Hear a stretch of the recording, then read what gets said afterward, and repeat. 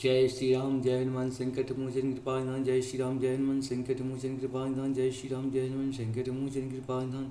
एक वंदे दुसार्धबलाय शुभसिद्धाय वीरां प्रदंडिकाय श्वेत पद्मासनाय ब्रह्माचु शंकरी श्यामां पातु सरस्वती भगवती निषेधन ओम श्री परमात्मा ओम श्री परमात्मा ओम श्री परमात्मा। जय हिंद जय भारत में आप सबका स्वागत है। मैं राम निशा आपसे निवेदन करता हूँ, चलिए सब्सक्राइब करें, लाइक करें, शेयर करें। सत्य के साथ, सनातन के साथ, धर्म के साथ, विचार के साथ, बुद्धि के साथ, विश्वास के साथ, परंपरा के साथ, विरासत के साथ, अपनों के साथ, राष्ट्र के साथ, दुनिया के साथ, समुद्र के साथ, जल के साथ, वायु के साथ, अग्नि के साथ, आसमान के साथ, सूर्य के साथ, चंद्रमा के साथ, पर्यावरण के साथ, मानवता के साथ, दानवता को जो नष्ट करे उसके साथ, ज्ञान के साथ, विज्ञान के साथ, परंपरा के साथ, विरासत के साथ, विश्व के साथ, संस्कृति के साथ, सभ्यता के साथ, संस्कार के साथ, पूर्वजों के साथ, आने वाले कल के साथ हम लोग खड़े थे, खड़े हैं और खड़े रहेंगे। हम रहे या ना रहें, राष्ट्र रहनी चाहिए। हम रहें या ना रहें, सत्य रहनी चाहिए। हम रहें या ना रहें, सनातन रहनी चाहिए। हम रहें या ना रहें, धर्म रहनी चाहिए। संसार में जो भी सत्य है वही सनातन है, जो सनातन है वही धर्म है, और कोई दूसरा धर्म हो ही नहीं सकता है। शुरू करते हैं आज हम लोग श्रीमद् भागवत गीता के अध्याय 3 के 1 से लेकर 8 तक पूर्ण करेंगे। पहले संस्कृत में, बाद में इसका हिंदी अनुवाद सुनेंगे। शुरू करते हैं। ये कर्मयोग के बारे में चर्चा करते हैं। अर्जुन वाच जायसी चत्कर्मणस्ते महता बुद्धिर्जनार्दन तत्तात्की कर्मणि घोरे मां नियोजे यसी केशव। अर्थात अर्जुन ने कहा, हे जनार्दन, हे केशव, यदि आप बुद्धि को सकाम कर्म से श्रेष्ठ समझते हैं तो फिर आप मुझे इस घोर युद्ध में क्यों लगाना चाहते हैं। व्यामिश्रेणे वाक्येन बुद्धि मोहयसी में तदर्कं पदनिश्चित्य येन श्रेयो अहा मा पुण्याम।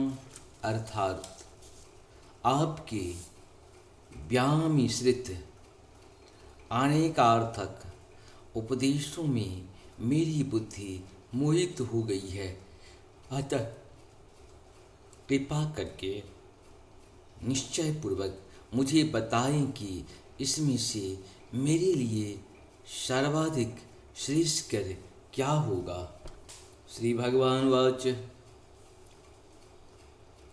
लोक अस्मिति द्विविद्या निष्ठा पूरा प्रोक्ता मया नघ ज्ञान योगेन सांख्यानां कर्म योगेन योगिनाम। अर्थात श्री भगवान ने कहा, हे निष्पाप अर्जुन, मैं पहले ही बता चुका हूँ कि आत्मा साक्षात्कार का प्रयत्न करने वाले 2 प्रकार के पुरुष होते हैं। कुछ इसे ज्ञान योग द्वारा समझने का प्रयत्न करते हैं तो कुछ भक्ति मैं सेवा के द्वारा।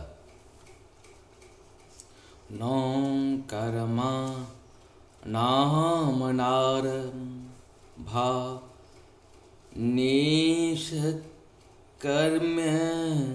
पुरुषो अश्रुते नौ च संन्यसनादेव सिद्धि समाधि गच्छति। अर्थात न तो कर्म में विमुख होकर कोई कर्म फल से छुटकारा पा सकता है और न केवल संन्यास से सिद्ध प्राप्त की जा सकती है।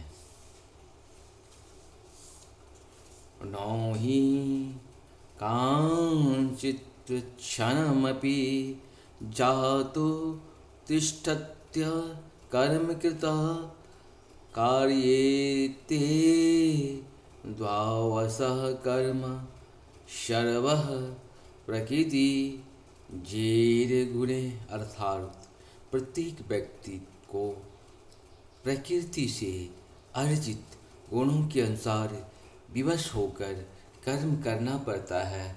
अतः कोई भी एक क्षण भर के लिए भी बिना कार्य किए नहीं रह सकता।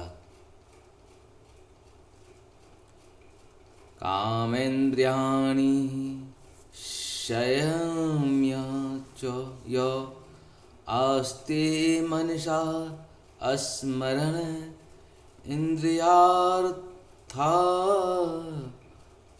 बिंदु मूढ़ात्मा मिथ्याचारः स उच्यते। अर्थात जो कामेंद्रियों को वश में तो करता है, किंतु जिसका मन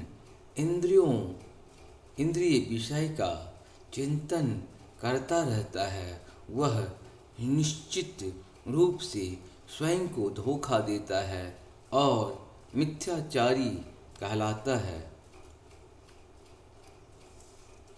यस्त्विन्द्रियाणि मानसः नियम्यानेऽर्जुन कर्मेन्द्रिये कर्मयोगं सक्तः स विशेष्यते। अर्थात दूसरी ओर यदि कोई निष्ठावान व्यक्ति अपने मन के द्वारा कामेंद्रियों को वश में करने का प्रयत्न करता है और बिना किसी आसक्ति के कर्मयोग कृष्ण भावनामृत में प्रारंभ करता है, तो वह अति उत्कृष्ट है।